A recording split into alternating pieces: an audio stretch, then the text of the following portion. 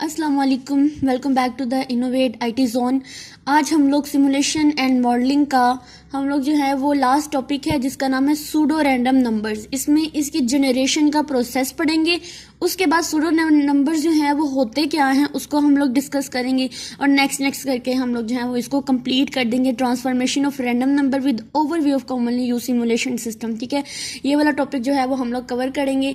तो सबसे पहले तो मैं आप लोगों को बता दूं कि सूडो रैंडम नंबर्स होते क्या है, इसको हम लोग जो है वो थोड़ा डिटेल के साथ पढ़ेंगे।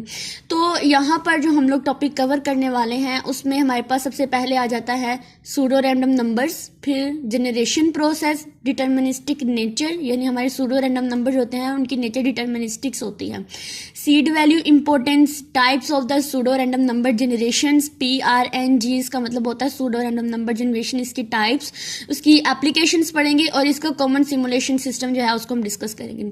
तो सबसे पहले देख लेते हैं सूडो रैंडम नंबर जो है वो हमारे पास होते क्या हैं। तो सूडो रैंडम नंबर जो है सबसे पहले इसका मतलब समझ लेते हैं। ऐसे नंबर्स होते हैं जो रैंडम नंबर्स नहीं होते।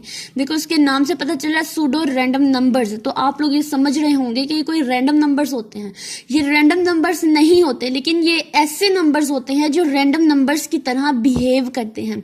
अब ये नंबर जो होते हैं ये टिपिकली हमारी जो एल्गोरिदम्स होते हैं उनका यूज करके हम लोग जनरेट करते हैं और इनकी एक स्टार्टिंग वैल्यू होती है जो कि सीड होती है। अब जो रैंडम नंबर्स होते हैं उनकी कोई स्टार्टिंग वैल्यू नहीं होती, लेकिन सूडो रैंडम नंबर्स ऐसे नंबर्स होते हैं जिनकी कोई ना कोई स्टार्टिंग वैल्यू होती है जिसको हम बोलते हैं सीड। और देन ये नंबर जो होते हैं फिर इस सीड वैल्यू की बेसिस पर ही हम लोग जो होते हैं वो इन नंबर्स को, यानी ये जो सूडो रैंडम नंबर्स होते हैं इनको अपने एल्गोरिथम्स के रूल्स के अकॉर्डिंग फिर जनरेट करते हैं सीड वैल्यू का यूज करते हुए।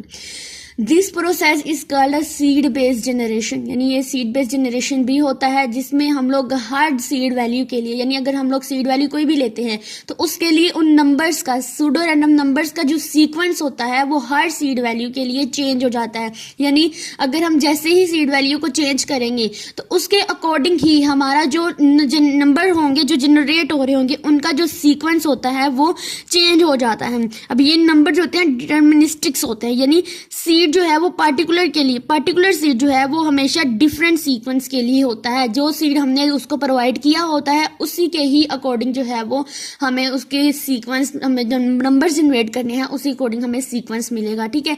रैंडम नंबर तो में ये होता है कि कोई भी रैंडमली नंबर्स आ ही जाते हैं, ठीक है, उनका कोई सीक्वेंस नहीं होता।